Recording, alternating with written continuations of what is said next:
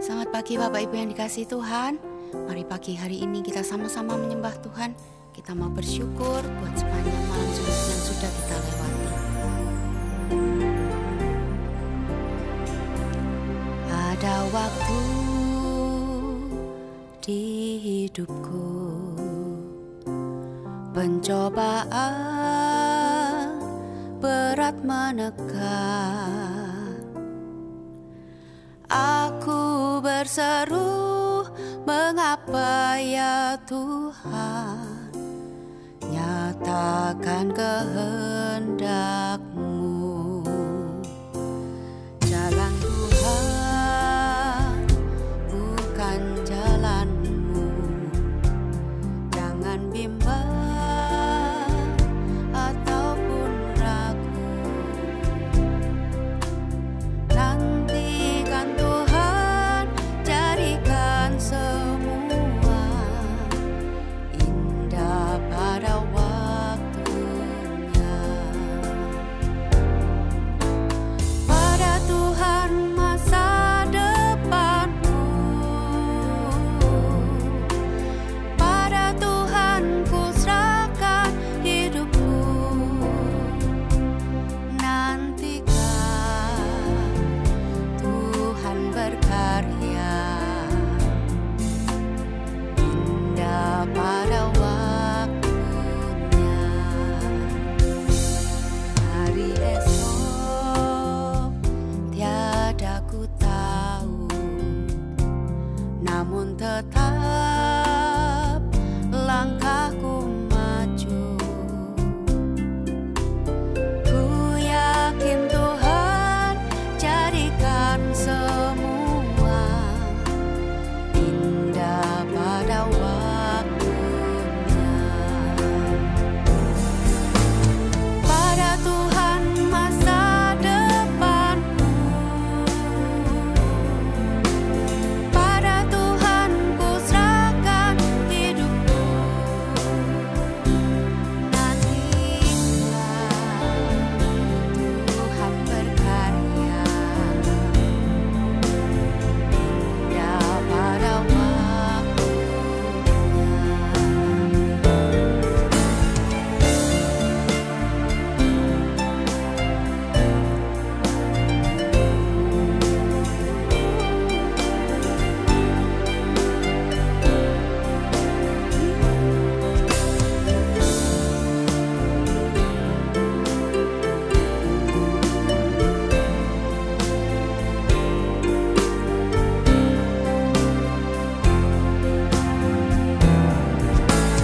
pada Tuhan masa depanku,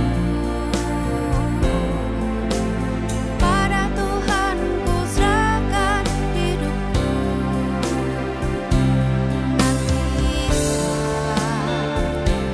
Tuhan berkarya indah pada waktunya. Nantikan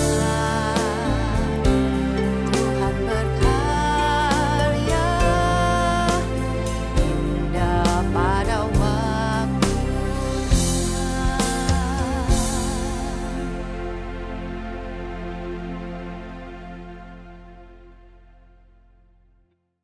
Selamat pagi Bapak Ibu Saudara yang dikasihi dalam Tuhan. Bersyukur untuk kesempatan pagi ini saya boleh kembali membagikan renungan firman Tuhan untuk Bapak Ibu Saudara semuanya yang ada. Puji Tuhan, pagi ini saya membagikan satu judul, yaitu Buku Tatib.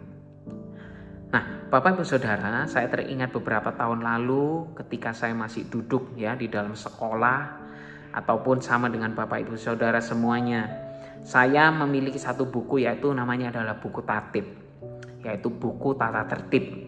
Buku ini bertujuan untuk mencatat tindakan-tindakan kita ya, terutama sebenarnya adalah tindakan yang salah atau tindakan yang tidak baik, kelalaian yang kita lakukan selama sekolah. Masalahnya Bapak Ibu Saudara, meskipun tugas kita baik, meskipun ujian kita baik, kalau buku tatip kita banyak catatan buruk, pasti kita tidak akan naik kelas atau lulus. Tetapi Bapak Ibu Saudara, buku ini memang sangat penting. Karena apa? Ini yang akan menjadikan kita pribadi yang memiliki karakter yang baik. Kita akan didorong untuk menjadi pribadi yang punya ya integritas yang baik, yang berhasil kemudian hari. Nah, Bapak Ibu Saudara, tanpa kita sadari, sebenarnya saat ini kita juga masih ya dituntut oleh buku tatip di dalam dunia itu. Yaitu apa buku tatip yang saya maksud? Yaitu taat dan tertib. Bapak Ibu Saudara, saya percaya ini adalah tatip yang juga Tuhan sebenarnya inginkan untuk kita juga bisa menjadi orang yang berhasil dalam kehidupan kita. Kita mau lihat di dalam Yosua 1 ayat 8 dikatakan sebagai berikut. Janganlah engkau lupa memperkatakan kitab Taurat ini, tetapi renungkanlah itu siang dan malam, supaya engkau bertindak hati-hati sesuai dengan segala yang tertulis di dalamnya, sebab dengan demikian perjalananmu akan berhasil dan engkau akan beruntung. Ini adalah dorongan Tuhan untuk Yosua supaya dia dapat berhasil ketika memasuki tanah Kanaan. Dan saya percaya ayat ini juga diperuntukkan buat kita supaya kita saat ini juga berhasil di tanah yang kita saat ini sedang usahakan, Bapak Ibu Saudara. Ataupun saya percaya tanah Kanaan juga akan berbicara mengenai tentang suatu saat nanti supaya kita dapat berhasil masuk di dalam tanah kekekalan kita, yaitu tanah surga. Nah, mengapa sekarang pertanyaannya kita harus taat dan tertib? Mari kita lihat bahwa yang pertama, ketaatan itu menghasilkan pengetahuan. Ya, sekali lagi taat menghasilkan pengetahuan.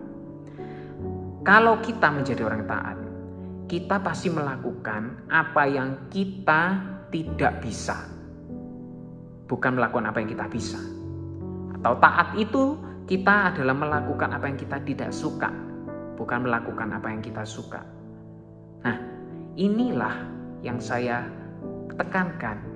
Mengapa taat itu akhirnya dapat menghasilkan pengetahuan? Karena kita keluar dari zona nyaman kita dan kita melakukan apa yang mungkin kita tidak mengerti sebelumnya, tetapi kita mau melakukannya. Kita mau melihat satu kisah di dalam Alkitab ya, apa keuntungan dari taat. Kita tahu kisah Daud, Bapak Ibu Saudara ya. Daud adalah ketika masa kecilnya dia juga hanya disuruh untuk menjaga 2-3 ekor kambing domba ya. Tetapi kakak-kakaknya disuruh berperang.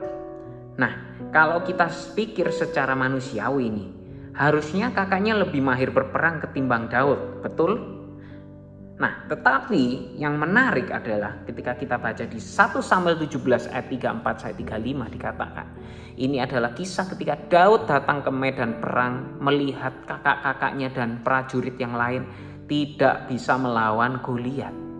Dikatakan sebagai berikut, hambamu ini biasa mengembalakan kambing domba ayahnya. Apabila datang singa dan beruang yang menerkam seekor domba dari kawanannya, maka aku menghajarnya dan melepaskan domba itu dari mulutnya. Ini adalah satu gambaran bahwa Daud, meskipun dia melakukan hal yang dia sepertinya ya, hal yang kecil, tetapi karena dia taat, dia mendapat pengetahuan dalam cara berperang, yaitu bagaimana dengan dia menghajar singa dan beruang. Nah, dan kita akhirnya mungkin mengerti bahwa akhir cerita ini Daud pun dapat mengalahkan musuh yang kakak-kakak dan prajurit-prajurit semuanya tidak dapat hadapi, dan Daud dapat memenangkan peperangan. Inilah Bapak Ibu Saudara menjadi gambaran bahwa apa perlunya kita taat, yaitu ketika kita taat dalam hal kecil, maka Tuhan akan memampukan kita untuk kita melakukan hal yang besar. Dan saya percaya ini adalah proses yang Tuhan inginkan dalam kehidupan kita.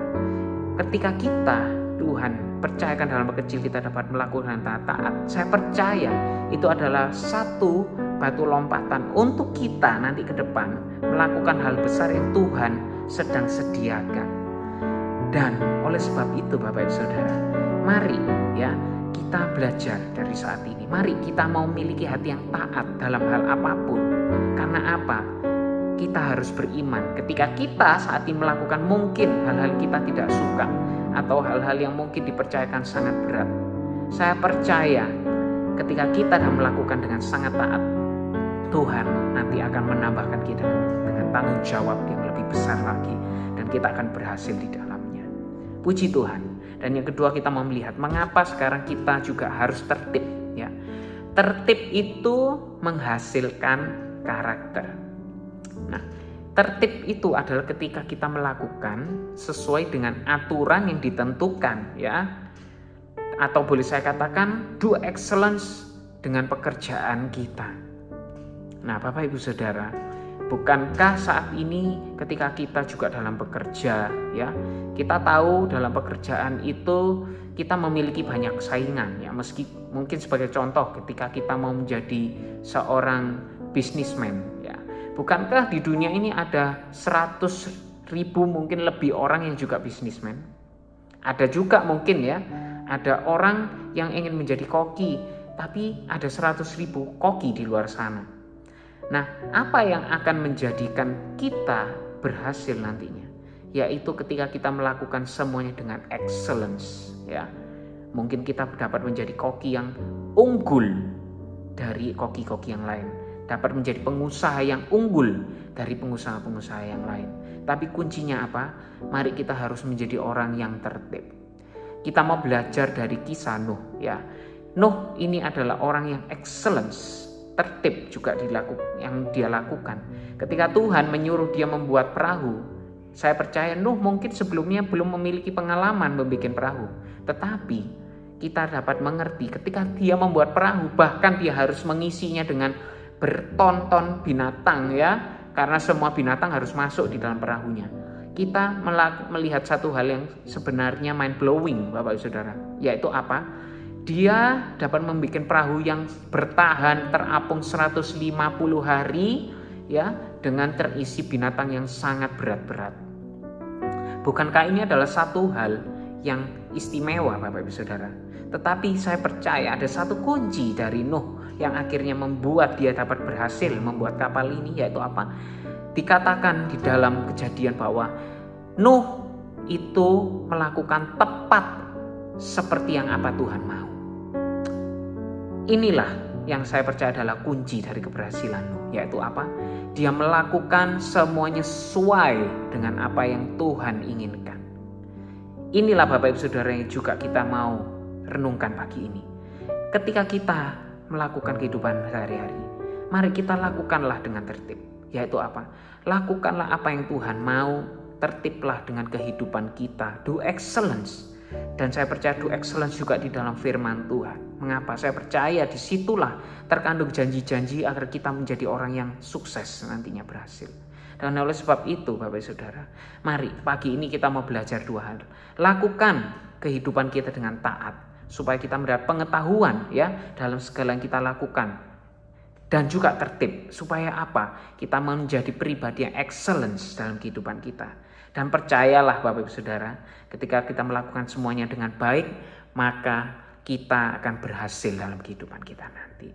Puji Tuhan, saya tidak akan panjangkan firman ini, mari kita akhiri dalam doa. Terima kasih Tuhan buat firman-Mu pagi ini yang datang dalam kehidupan kita. Kami percaya bahwa Tuhan mau menjadikan kehidupan kami adalah pribadi yang berhasil untuk kita melewati seluruh kehidupan kita saat ini, bahkan pada saat kekekalan nanti. Oleh sebab itu Tuhan, jadikan kami memiliki hati yang taat dan tertib, terutama baik kepada atasan kami, kepada firman-Mu, dan dimanapun kami berada, biar kami lakukan yang terbaik sehingga nama Tuhan dipermuliakan dan Tuhan memberkati kehidupan kita semua yang ada. Kami bersyukur buat firman-Mu, Tuhan taruh dalam kehidupan kami, Roh-Mu ajar kami senantiasa melalui hari ini juga dengan baik, dengan berhasil, sehingga kami mempermuliakan nama-Mu. Terima kasih Tuhan, kami akhiri firman hari yang ada pagi ini dan kami serahkan sepanjang hari ini hanya di dalam pimpinan Tuhan Yesus Kristus. Kami sudah berdoa mengucap syukur. Haleluya. Amin. Puji Tuhan, Tuhan Yesus memberkati.